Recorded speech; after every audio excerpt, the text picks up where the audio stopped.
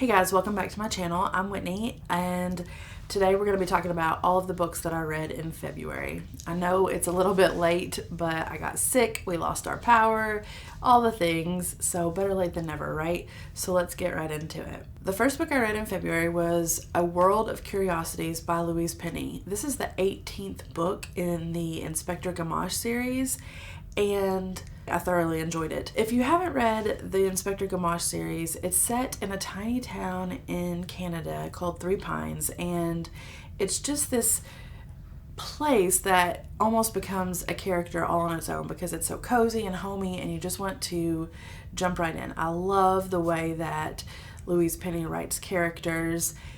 They're flawed, they're real people, but they're also so lovable even when they're not, and this book was no exception. A World of Curiosities is a little bit different than her past books because Inspector Gamache is not trying to solve a murder. There's a puzzle that he's having to figure out with the help of his townspeople and his neighbors to prevent a murder. And it was an interesting spin. It's spring in Three Pines and the world is coming to life again after a harsh winter, and Inspector Gamache is reintroduced to two people that were in his life previously from other books. In different cases, they were involved in a homicide in a pretty traumatic way, and one of the characters, the girl, has been a part of Inspector Gamache's life throughout the books, but she makes a larger role in this book. And it's interesting because it's like, oh, do we trust her? Do we not? Like, what's happening? And of course, there's twists and things. But Myrna, the bookstore owner, she actually opens up a wall because she wants to expand her bookstore. She opens up a wall and there's this World of Curiosities behind there. A huge painting full of little Easter eggs that are all a part of this puzzle that Gamache has to figure out, and he's racing against the clock, and it's getting more intense as the book goes along because this nemesis that he's facing is like his arch nemesis. So he knows that this person is out for blood and his family will be involved if he does not solve this case. And so it was a lot of fun. I love being back in Three Pines. Every time Louise Penny writes a book, I'm so excited to pick it back up because this series is long. It's 18 books, but every time I open a book set in Three Pines, it's like, oh, I'm home again. There's my neighbors. There are my favorite people. And I just love how much life she puts into her characters. And so I really enjoyed this latest installment of the Inspector Gamache series. Okay, the next book I read in February was So Long and Thanks for All the Fish by Douglas Adams. And this is the fourth book in the Hitchhiker's Guide to the Galaxy series. And I have to say, I did not enjoy this book. A lot of people don't enjoy this book. A lot of people consider this 5-book series as actually a trilogy, and I'd have to agree. First book, phenomenal. Second and third, also good books. This one, it put me in a reading slump. So we're following Arthur Dent, and he makes his way back to Earth, and he's trying to convince himself that the last few years, the things that have happened in the previous books, are just his imagination. He's just imagined it all. But things keep happening on Earth that make him think, maybe these past few years really were real. Like, all of the dolphins are disappearing. He gets a mysterious gift as a fishbowl. So he's trying to figure out, what exactly is going on. And the reason I really did not like this book so much, one, it just felt so cut off from the other 3 books. My favorite characters didn't even make an appearance until the final few chapters. I think maybe the final chapter. And it was kind of just like, oh, here's a side note. Here's what they were doing. It was just not great. I'm not sure if I'm going to continue this series. There's 1 book left and I kind of just want to wrap it up, but I have no desire to pick up the 5th book anytime soon. And that's unfortunate because, like I said, the first book was phenomenal. It made me laugh out loud. It was great. And I can see why it's considered, a classic by a lot of people in the sci-fi genre. But this book, it just did not do it for me, which is unfortunate, but that happens sometimes. Okay, so after I finished So Long and Thanks for All the Fish, I needed something light and fluffy to get me back into a reading groove. So I picked up The Road Trip, and this is not really light and fluffy. It's not really what I was expecting or wanting, but that's okay. It was still enjoyable. Not what I was looking for, but still enjoyable.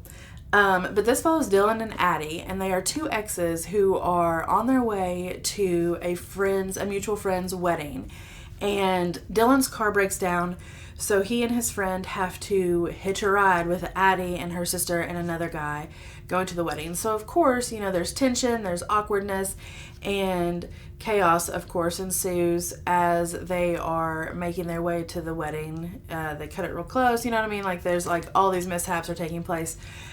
What I appreciated about the book is it's a dual timeline, so you're getting flashbacks of Dylan and Addie as they're meeting and falling in love, and then you're also getting present day Dylan and Addie and how awkward it is, and you're like, why is this so weird? What is the big elephant in the room that everybody keeps avoiding? What is it? And then when it's finally revealed, it's a pretty heavy topic, which again, I was not looking for, but it was handled in a really good way, and it made sense, you know what I mean? Like, it made sense why there was so much tension between Dylan's friend Marcus and Addie, and Addie's sister. It all completed, and it all made sense in the end. So it was enjoyable. It wasn't my favorite. Beth O'Leary, The Flatshare was another book I read by her. It's the only other book I read, and I enjoyed it a lot more than I did this one. But again, enjoyable, not light and fluffy. If you're looking for a light and fluffy romance, this is probably not it, because it does cover a little harder subject matter. But again, Beth O'Leary handled it well, and it was executed well. Okay, the next book I picked up because I was begged by my daughter is Scarlett.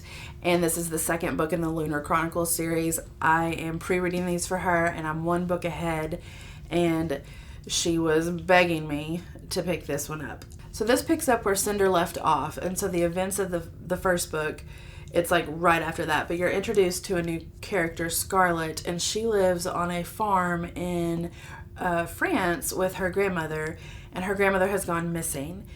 And people think that she's just old and senile, and they're not really taking her seriously, but she knows that something bad has happened to her grandmother. And so Scarlett is on a mission to find her grandmother, and she meets Wolf, a street fighter.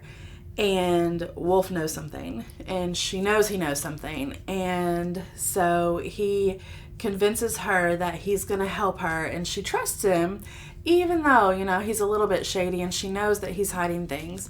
So when we follow Scarlett and Wolf, I enjoyed that storyline, but when it hops back to Cinder and what's happening in Cinder's life, it's just kind of okay. I can't really go into what's happening with Cinder since it's a big part of what happened in book one. I will say that I did enjoy this book a lot more than the first installment. It's got a lot more world building and character development. You get to know the characters a little bit better, and I really enjoyed that. So that was a pleasant surprise, because I had read Cinder a long time ago, probably when it first came out, and I just did not really care for it this time around. And I can see why it appeals to my daughter. She's a young teen, but for me, it just was okay. So I was pleasantly surprised that I enjoyed this one more than the first. And I've heard that the series gets better as you go along. I can't really remember any of the series, so I'm hoping that holds true. But yeah, so Scarlett, it was decent, and of course it leaves off on a cliffhanger.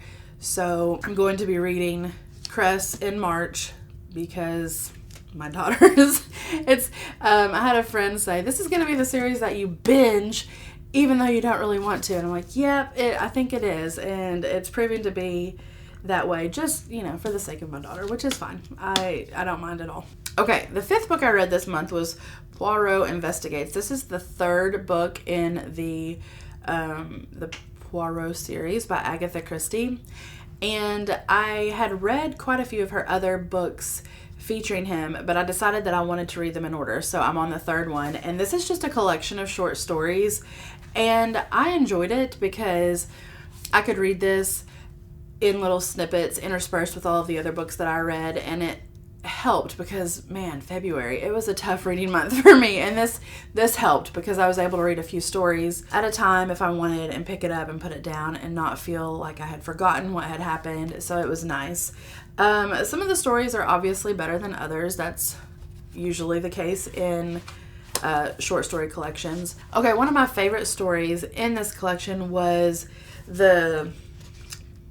sorry, I don't remember the title. The Case of the Missing Will. I enjoyed that one because it was just a client comes to Poirot and he has to figure out where someone has left his will, and he's left this will to her if she finds it. But if she doesn't find it within a year, all of his possessions are going to be donated to charity. So it's like a race against the clock, and I really enjoyed that one. Another story I really enjoyed was The Veiled Lady, because Poirot has to kind of get on the other side of the law to crack this case, and it was interesting to see him as he would maybe commit a crime, not solve it. So that one was also pretty interesting to me. But overall, I really enjoyed these stories. I love Agatha Christie, and every time I pick up one of her books, I'm not disappointed. So I'm excited to continue on with this series fairly soon. The last book I read in February was a book that I read with my children, and it's To Kill a Mockingbird. I read this aloud. I still read aloud to my teens every day. It's one of my favorite parts of homeschooling, the fact that I still get to read aloud to my kids, and we still get to experience stories together that way. And of course, as they've grown older, the subject matter has developed, and we're reading much different books than we read even last year, because now my kids are 14 and 15 and they can handle tougher subject matter. But we picked up To Kill a Mockingbird, and I gotta say, rereading it, I hadn't read it since high school, so rereading it with my kids was a wonderful experience. I was so excited to be able to see this book through their eyes as well, and it was really cool because my son, who's not necessarily a reader, he does love stories, but he doesn't pick up books on his own. He kept saying, one more chapter, one more chapter, one more chapter. So some days I would read 4 or 5 chapters a day, and I just loved it. So this, if you don't know, I'm sure you do, but if you don't know, this is a story of Scout, and she lives in a small Alabama town, and her father, Atticus Finch, is a lawyer, and he is asked to represent a black man who has been accused of a crime. And so in their day and age, this it didn't happen. If you were black, you were guilty. It didn't matter. And so the fact that Scout is a young girl and she's having to grapple with, wait, these are my neighbors, why are they acting like that? Why are they doing the things that they're doing? Why are they saying the things that they're saying? Because I thought these were good people. And it's just a great coming of age story, and I really enjoyed reading it with my kids. And so I encourage you, if you have teens, to read it with them. Because of the language and because of the sensitive content, I didn't want to just be like, here, this is a book I think you should read. Let's talk about it later. I wanted to read it with them, so as those things came up, we could discuss them if we needed to. And I think it was the perfect choice for my family. So that was the last book that I read in February. Okay, so those are the 6 books I read in February. And I gotta be honest, February was a tough reading month for me. There were really not many standouts. The Louise Penny, of course, I love because I love her characters, and I love Three Pines so much. And then To Kill a Mockingbird was a great read with my children. And the short stories from Poirot were great. But everything else, I'm just like, I could have taken it or left it. It doesn't really matter. It was just a meh month for me. But that's okay. March is here. I've already read some great books in March, and I'm planning to read a whole lot more. So stay tuned to see what I read and what I enjoy in the month of March. Thanks for watching, and I'll see you next time.